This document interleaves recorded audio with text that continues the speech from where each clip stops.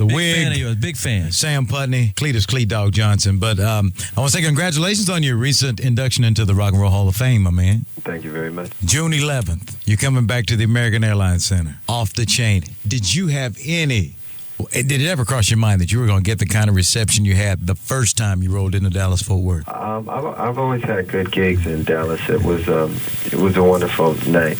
I really dug when Erica got on stage. Oh, that was super. Yeah. That was great. And she was just a little too pregnant, though. That's our girl. Yeah, that was great. Boy, Prince, you put on a show. I told everybody I have not seen a show like that in years. And I go to just about everybody's concert, but you showed them how it's supposed to be done. Oh, I appreciate that. And recent word is that the show is sold out here already for June 11th. Yeah, it's been met a really great response. I think it's because what you just said is that we really work extra hard to do the absolute very best that we can. You remember back in the day when you were getting started, Prince, you remember the name of your first rock and roll band? I had a few. Grand Central, Champagne. Yeah. Yeah. We had a lot of crazy bands back then. How many instruments is it you play? I play a bunch of them, but my favorite, I think, is guitar this tour. Yeah. I'm just trying to focus on that a little bit. Well, Prince rocked the American Airlines Center when he came. He'll be back on June 11th. We're so privileged to have him on the phone with us this morning.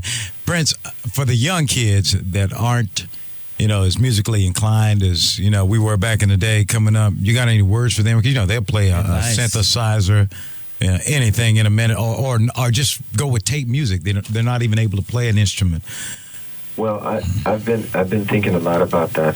That's what I tried to focus on in the song musicology, and thus the video with the kid listening to the record and putting the record back and still trying to pick his chords out on the guitar. Right. I think it's important that kids learn their instruments because we're going to lose the art of that, and also they should learn the art of songwriting from the great songwriters. Mm-hmm. I came up in a time when it was all about songs. It wasn't just a loop, and that's what you got going on now. You've got these songs that, you pretty much know them before they're over with. Yeah, these kids don't rock no instruments today. They have no idea what's going on. Drum machines and synthesizers and whatnot.